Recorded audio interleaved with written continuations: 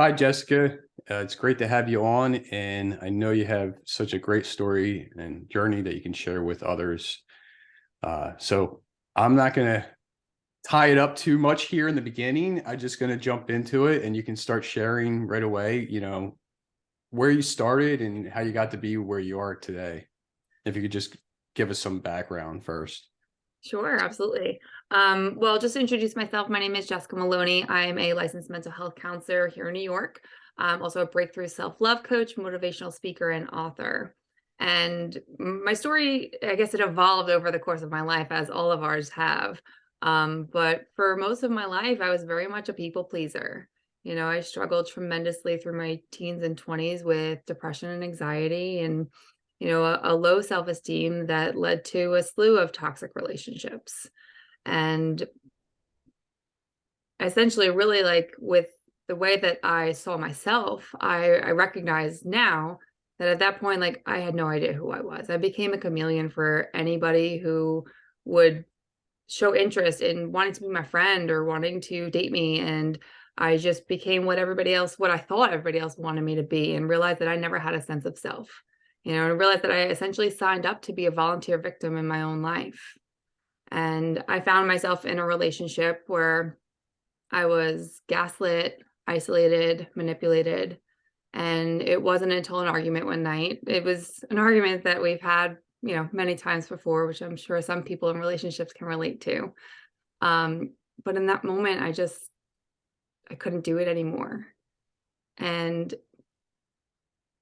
like I said, we have had the argument more than once. And I told him, I was like, this is too much.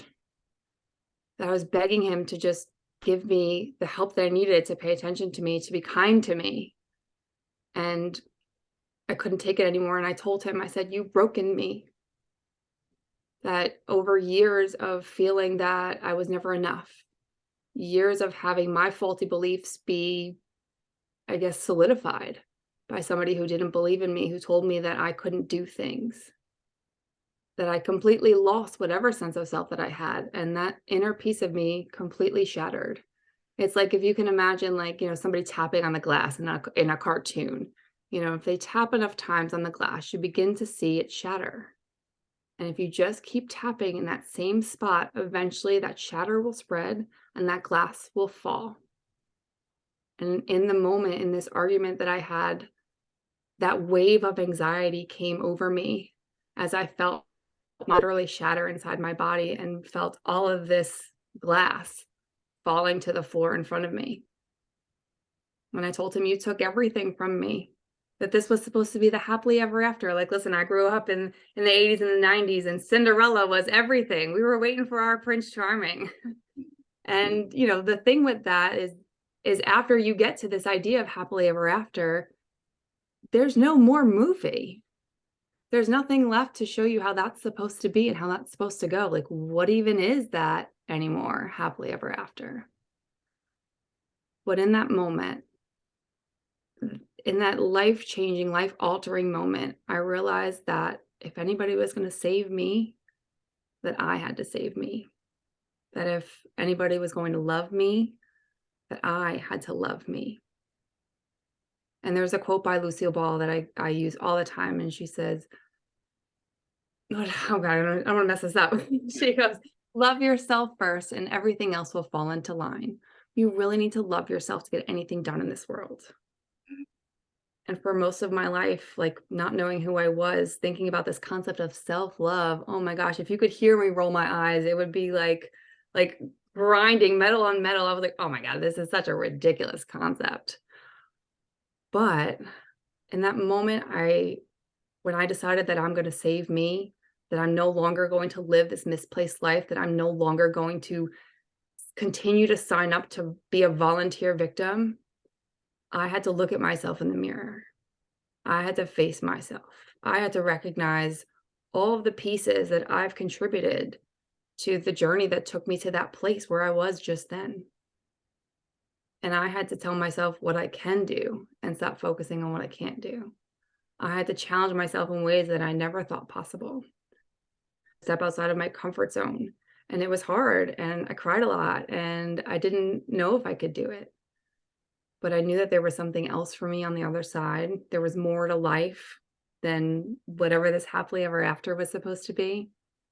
And I had to figure out who I was before I could figure out what it is that I wanted.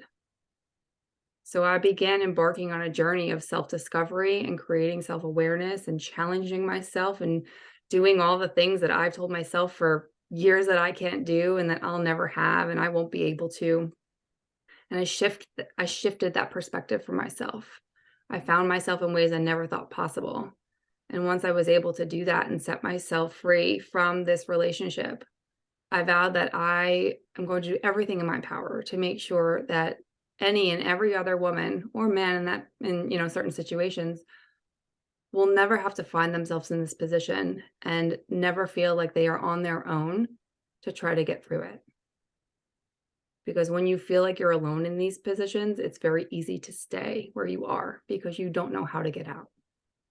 And through my personal experience and my professional experience, like I said, I have really dedicated what it is that I know and I've experienced to being able to help other women, other growth-minded women to increase their confidence and flawlessly know their worth so that they can magnetize love and success into their lives. Because if there's any other people pleasers out there, sometimes this is like it's like a toxic air, if you will, and it just kind of spreads to the other areas of our life too. Like I know I was walked all over in my jobs and I was walked all over in relationships and maybe in our family relationships and other places too. So being able to discover that sense of self and increase confidence and self-worth is the foundational building block of any type of success. And from that point of my life, which was about 6 years ago at this point, I have been able to speak on stages. Somebody who was afraid of just existing and just wanted to disappear into the background of the world. I got to speak on stages with Les Brown, Vivica A. Fox, Jillian Michaels. I have been posted on a billboard in Times Square twice to share my messages of self-love and body positivity. I've served as an expert on various mental health panels in publishing and in media. I host my own workshops on mindset redesign and vision boarding and manifestation and being able to develop that sense of self. I published a self-guided breakthrough empowerment journal to help other people to be able to develop that sense of self and turn our past failures into stepping stones of advancement. Because once we can look at ourselves from the past and learn from those things, they are our greatest lessons in order to advance the places that we want to go. I've also been awarded by the Women Doing It Big conference and by Dan's Papers for being a Power Woman of the East End for my contributions to women's empowerment and entrepreneurship. And these are all things that I would have never, ever in my entire life seen for myself if I wasn't able to go through the storm and find who it is that I wanted to be and then embark on a journey to become her at any cost. And I'm still going to keep growing because that's the thing with self-love is that it's a practice. It's not necessarily a destination, that it's something that we continue to grow with and evolve with. And that's a beautiful thing, to be able to continue to grow into yourself, to continue to learn new things about yourself, to continue to experience life. Hopefully none of us are stopping our experiences in life anytime soon.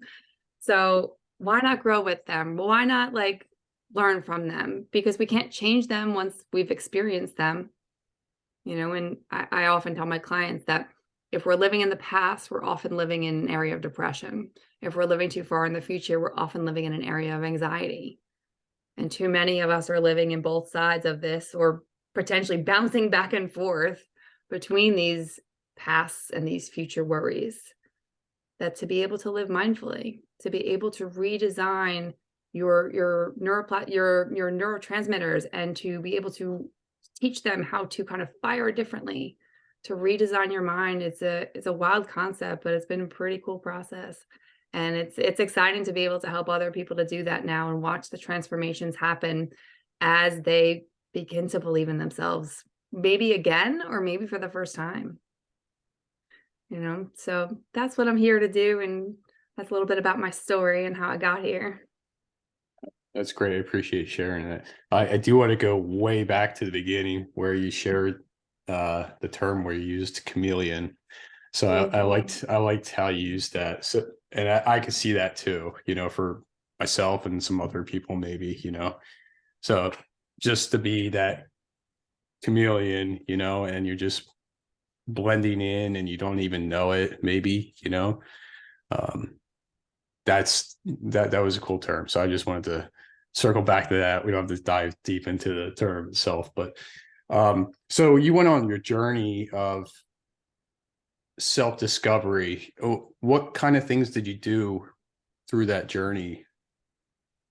Um, One of the big things was getting comfortable on my own, like doing things on my own, because I was so used to doing things with another person, and I had a young child at the time, and I was afraid to bring him out by myself because I also struggled with a little bit of postpartum after that, but that's a story for another day. So I had a lot of my own worries and insecurities on like not only who I was, but like what I was capable of and like what could happen. I was living way too far into the future at that point. But being able to challenge myself was my greatest attribute. That anytime, like, I mean, I'm sure you can relate. Like, how many times you tell yourself, like, "Oh, I can't do that. Oh no, I can't." It's such a common term that we tell ourselves, and the loudest belief always wins. So I spent a lifetime telling myself what I can't do. So I just stopped saying can't. I didn't say can, but I was like, all right, let me see about this. Let's give this a shot, and started looking at myself. And I had to very consciously stop my inner voice, who we'll share her name another time. But I had to tell that little thing, to stop. I had to yell at myself, like, stop being so mean. You're not an asshole. Like, you're not ugly. You're not fat. You're not all of these things that, like, you've told yourself that other people have told you. You're not worthless. Maybe I wasn't worthy at that point, but at least I had to stop the negative comments from flooding my brain and becoming my reality. That, like, our self-talk and our challenges to ourselves, I think, are the greatest places to kind of start. Yeah. Yeah, I agree with you there. And, as far as going out by yourself, being alone, that you're not used to for a very long time. That is a challenge for many people, I'm sure. And dealing with that stress, and the change in their lives. So, are you specifically helping women? Yes. So my primary clientele is mostly women. But interestingly, like I didn't expect this, but after a lot of the speaking events that I've done, I've had a couple of men come up to me, and I think that it's stuff like this with relationships and insecurities, I think is less spoken about in like a male community. So men that have experienced this do have a tendency to be able to relate to what it is that I've said. So like I'm aware that it happens in all facets, and I actually had a very interesting conversation with a man who was an abuser. He was a mentally and emotionally abusive person to the woman in his relationship, and he was able to kind of go through a similar path of self-discovery to recognize that what he was doing was wrong. We had a very interesting conversation about like the different perspectives on things. But I do work primarily with women, but like I said, I've had males that I've worked with before that have been able to relate to what it is that I'm doing here. Yeah. And do you find that it's just one person that wants to make the relationship work and the other one doesn't? Um, yes and no. I think that like sometimes people get to a point where they have grown so far apart that their idea of what makes the relationship work is so different. Maybe like I think that a lot of people in relationships that like if there's one person that is growing as a person and the other person who is not, you will outgrow that person. Or if there's one person who is growing and one person who is regressing, that distance, that separation on like who I am now versus who I am when we met is such a drastically like separate, like there's too much too much growth that like one person has gone through, that my idea of good relationship is now different because I've learned and I've grown and I've experienced, and I want it to be better.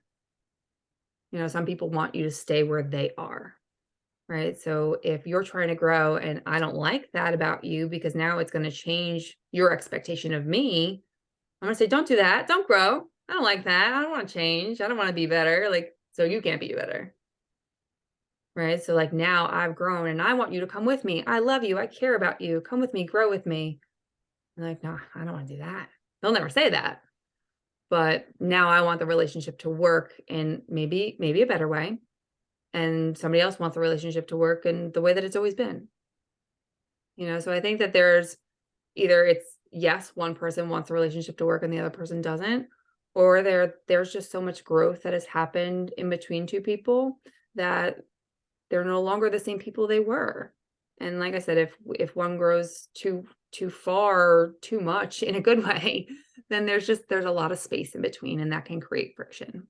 Mhm. Yeah, and people get stuck in that routine or schedule that they have every day, and then as that one person decides to separate in some manner of learning to grow, that could definitely make a big change there. Um, so you say abusive relationships. Are you primarily talking about people that are saying things instead of, or is it physical as well? Well, I mean, abusive relationships can span a few different things. There's obviously the physically abusive relationships, which is what I think comes to mind for most people when we do talk about abusive relationships. But there's also the mental, psychological, emotional, and financial components of abuse. You know, and interestingly enough, studies and that the effects, like the after effects of emotional and mental abuse, are often more intense and longer lasting than the effects of physical abuse. So, physical abuse is seen, and for a lot of women, because that's who I primarily talk to, but for a lot of women who have found themselves in these mentally and emotionally abusive relationships, they often tell themselves, well, he's not hitting me, so it's okay. We've somehow glorified the fact that, like, if a man doesn't hit you, he's good to you, and that's not always the case. And vice versa. Again, I know that this goes the other way too for men. You know, I've heard that, like, you know, they have experienced this in their relationships too. I actually saw it the other night. I was out and some girl was trying to she was going to town. She was trying to swing at this man, and I was like, "Oh, thank goodness he's under control." At first, I thought he was going to her because, like, you know, I don't know, bias. Sorry, guys, um, but yes, you know, there's so many like aspects of abusive relationships. And again, if we're not mentally healthy ourselves, which all of us are, you know, not perfect, then something somebody says does have the power to hurt your feelings. Like words hurt, you know, and it's a lot different. Like I can call you a name and it might hurt your feelings, or I can punch you in the face. And like that's gonna leave a mark. My words don't leave a mark, but they might really hurt you, you know? So I primarily am talking to the emotional, mental components of that abuse. Okay. And so do you find that these women have a hard time speaking up when they're getting this kind of abuse until, I guess it's until they're at that breaking point? Yes, and I think that a lot of women don't ever really speak up, you know, or they think that they're speaking up and they're, you know, fighting against whoever it is, their husband or their boyfriend or their partner to like try to help them or try to make them change, but they don't see it as bad enough. Mhm. Oh, that's just how he is. Or like, oh, it's not that bad. He's not hitting me. That for some women, I don't know what it takes. You know, for me, I knew that something wasn't right. And I had reached out to a couple of people. And I actually had a friend who I value. And she said, you should just stay. It's easier. Because that was what's true for her. Mhm. You know, so there are thresholds that I think we can all take, you know, on when it comes to like difficult challenges or arguments in a relationship. And then there are the extra pieces that turn it into abuse, which usually is more like like deeper hurts, harsher words, the gaslighting, the isolation, the manipulation, coming into things like that, that are consistent, that are, lasting over time. And I think that like when you are in that place, you're either going to be beaten down by that, or you're going to say like, I've had enough, you know?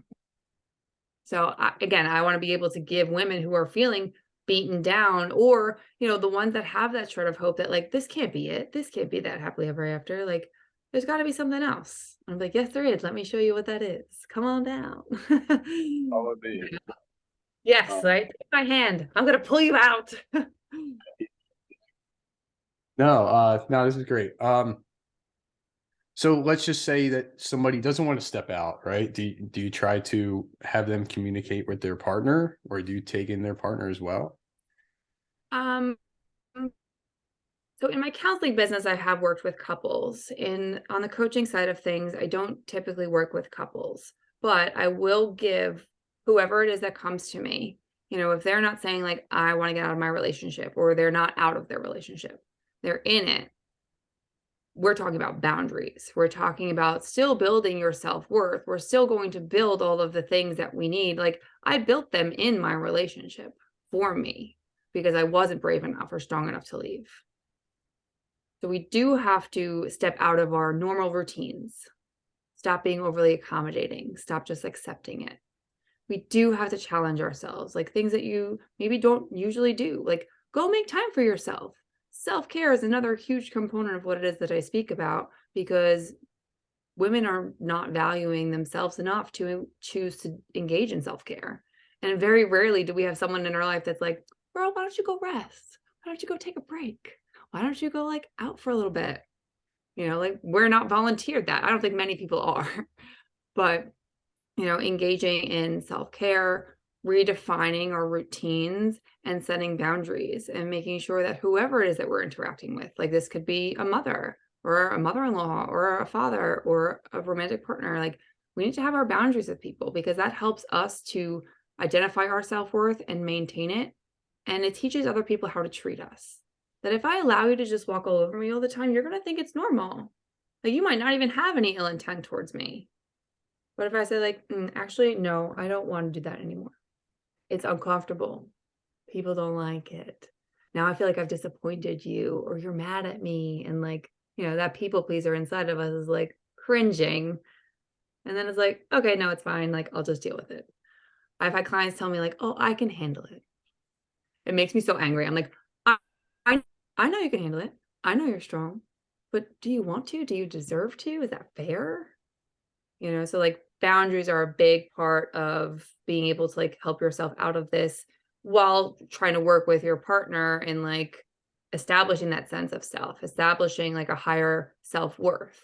Like boundaries don't have to be a bad thing. They're not necessarily intended to keep people out, but they're to help people learn how to treat you.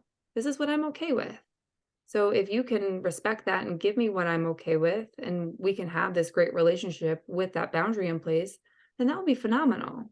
But if you're going to continue to violate my boundaries, you're going to break me down, right? And the more I let you violate my boundaries, the more you might like that. Because that's easier for you. You're getting what you want. But the more my boundaries are broken down and violated, the lesser that I feel, the less love that I have, the less compassion I have, because now I'm being violated essentially, because you're not respecting me. So long story short, boundaries are really great. These are very good, and I don't know this in your practice or anything, but I would think maybe that person that's being the abusive one might have some boundaries they want to set up themselves as well, and they just never say it. I could be wrong there, but I think um, every person should have boundaries, like everybody should have them. But I don't know if it's pride. I don't know if it's, lack of self-esteem or people-pleasing tendencies. Like, I think maybe for men, it's a little bit of pride that like they don't want to say how they feel or what hurts their feelings or things like that. For women, it's more of like, I don't want to upset anybody.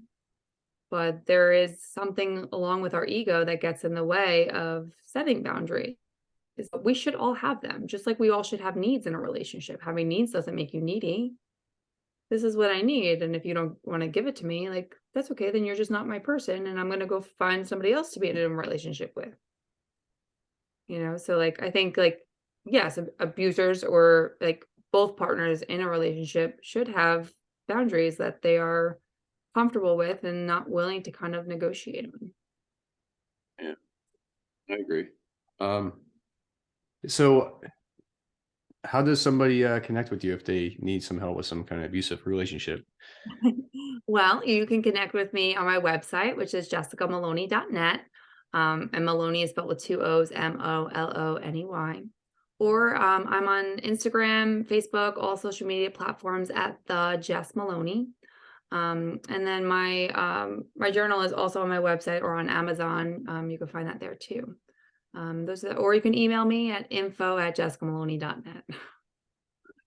So you got a bunch of stuff. So I'm gonna just leave it off with a question I ask everybody. So what are three key things you've learned and used along your journey? That no is a full sentence, that boundaries are healthy and necessary, and that you should always be your number one priority.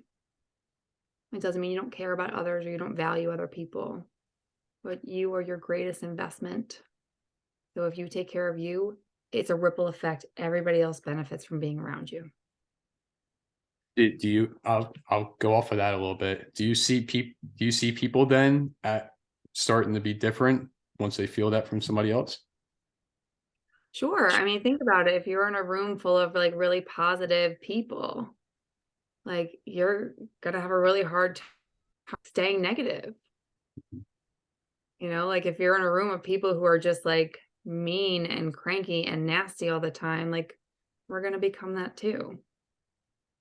So like if you take care of you, like I know for me, like if I am like well, like I've slept well, I've engaged in self-care, I've practiced my affirmations and like my manifestations, like when my kids are testing my patience, which they do daily, I have a little bit more to give, you know? Versus like other times where I am not taking care of myself, for whatever reason, I am a little bit more on edge. I'm a little bit more snippy. Maybe like I'm maybe not like as compassionate to my friends about their problems. I'm like, well, what about me? Because like, we get stuck, so we do have to kind of, sometimes hit the reset button if it's something that's hard to maintain on a regular basis. Yeah, and I'll agree with you there too. For myself personally, if you don't stick with your routine, whatever it is, you can definitely see a change in yourself. Yeah, Mhm. especially throughout the day. So you kind of feel bad and you try to get back to it the next day. But Yeah.